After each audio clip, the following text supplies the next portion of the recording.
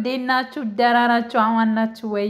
እኔ ያለው ፈጣሪ ይመስገን ደህና ነኝ። እናንተም በያላችሁበት ሰላማችሁ ይብዛልኝ። የሰላም ሀበሻ ቻናል ቤተሰቦቼ ሁላችሁንም ሰላም ሰላም ብያለሁኝ። እዚህ ጋር በጣም ነው የሚያስቀው ማለት ነው። ውድ ቤተሰቦቼ እንግዲህ ኪራ ማለት ነው ናሆሜ ከጽናት ጋር ሲጨፍር ኪራ መጣ። ዘወር በል እኔ ብቻ ነኝ ከእሷ ጋር መጨፈር የምችለው፣ ስለዚህ ዘወር በል አንተ በማለት እንግዲህ በጥቅሻም በምንም ዘወር አድርጎታል ማለት ነው። ኪራና ጽናት ተሞሸሩ።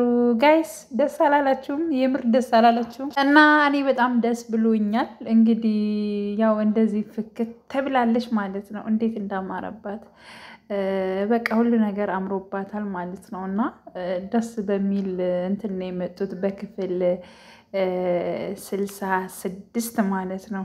ደስ በሚል ነገሮች ነው የመጡት። እንግዲህ ስለ ጽናትና ስለ ኪራ ነው ፓርቱ ራሱ ያለቀው ማለት ነው። ስለ ሌላ ሳይወራ ስለ ናሆሜ ስለ ምሩ ሳይወራ በቃ ስለ ሰኒ ሳይወራ በቃ ግማሽ ሰዓት ሙሉ ሲወራ የነበረው ስለ ጽናትና ስለ ኪራ ነበረ ማለት ነው። እንግዲህ የኪራ አባት ለኪራ ተሎ በ3 ቀን ውስጥ መጋባት አለባችሁ፣ ስለዚህ ፈጠን እንዲል እፈልጋለሁኝ። ይህን ነገር ደግሞ ለጽናት ማስረዳት አለበት። እኔም እነግራታለሁኝ። አባዬ መሆኑ ነው እንዴት ነው እንደዚህ ፈጠን ያደረግከው? እኔማ ዛሬም ቢሆን ደስ ይለኛል፣ ግን 3 ቀን ማለት እኮ በጣም ቅርብ ነው። እሷ ደግሞ ፍላጎቷ አባቷ እንደምትማራ የሚያውቀው፣ ስለዚህ በጣም ብዙ ነገሮች አሉ። አባቴ ፈጠንክ፣ እኔ ማላውቀው ሌላ ነገር አለኝ፣ የሆነ ነገር ግን እየተደበቀ ከጀርባዬ ያለ ይመስለኛል፣ ግን ምንድን ነው በማለት እንግዲህ ጠይቆት ነበረ።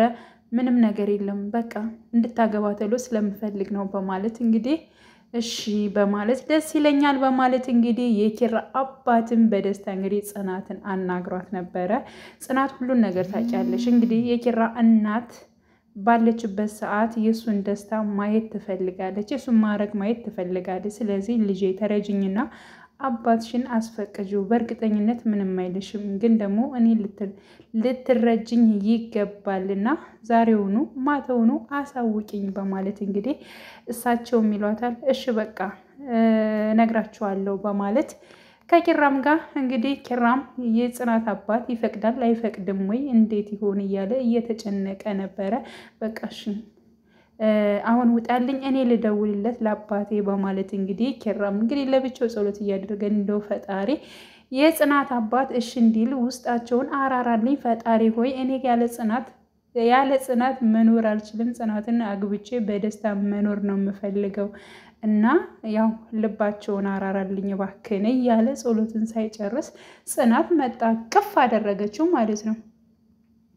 እና እንደው የሆነ ነገር ቢሉሽም እንዳትከፊ፣ እሳቸው ላንቺ ብለው ነው፣ ስለዚህ እንዳይከፋሽ በማለት አረ ኪራ እኔ ምንም እንትን አላለኝም፣ ግን እኮ ትምህርቴን እንደተውኩት ያውቃል፣ ትምህርቴን እንደተውኩት አባቴ ያውቃል፣ ግን እስከዛሬ ለምንድን ነው ያልነገረኝ? እንዴት አወቀ ብሎ ጠየቃት ማለት ነው። ስለዚህ ከዚህ በፊት እንግዲህ ከነኪራ ቤት በነበረበት ሰዓት እንግዲህ ድራማውን የተከታተላችሁ ያያችሁ ሁላችሁም ታውቃላችሁ ማለት ነው። በባለፈው ጊዜ በመጣ ጊዜ የጽናት አባት ከነኪራ ቤት በመጣ ጊዜ ብዙ ነገሮችን ታዝቦ ነው ሄደው። ምክንያቱም የጽናትና የኪራ አቀራረብ ብዙም ደስ አላላቸውም ማለት ነው እና የሆነ ነገር እንዳለ ተሰምቷቸዋል ማለት ነው። እና በባለፈው ቤቲ መድኃኒት ሰጥታ የጽናት ልጅ እንዲወርድ ካደረገችው በወቅቱም ደውለው ነበር። እሳቸው ምንድን ነው ልጅ ምን ሆኖች ነው በማለት ከፍቶሻል በማለት ደውለውላት ነበር።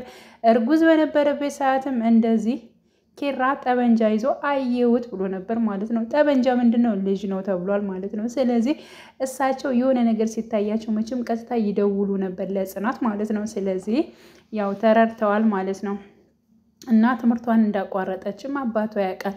እና ልጃቸው ጽናት ደግሞ ከኪራ ጋር ተጋባች ማለት እጅግ በጣም ደስ ብሏቸዋል። ምክንያቱም እንግዲህ ኪራ በመጣ ሰዓትም ለአባቷ መልካም እንክብካቤዎችም ሲያደርግላቸው ነበረ። ስለዚህ በእርግጠኝነት ማንም ይሁን ማንም ቤተሰብ ልጃቸው ስታገባ እጅግ በጣም ደስ ይላቸዋል። ያውም በፍላጎቷና በእሷ ፍላጎት ወደው አፍቅረው እንደዚህ ስታገባ ማንም ቢሆን ደስ ይላቸዋል ማለት ነው። እና እጅግ በጣም ደስ ብሏቸዋል። ስለዚህ የጽናት የኪራ አባት ደግሞ ነገሮችን በሙሉ እያስተካከሉ ይገኛሉ። ቤቱን ቀያየሩ፣ እንዲሁም ደግሞ በቃ የሚዘጋጀውም እየደወሉ እንዲያዘጋጁ ተናገሩ።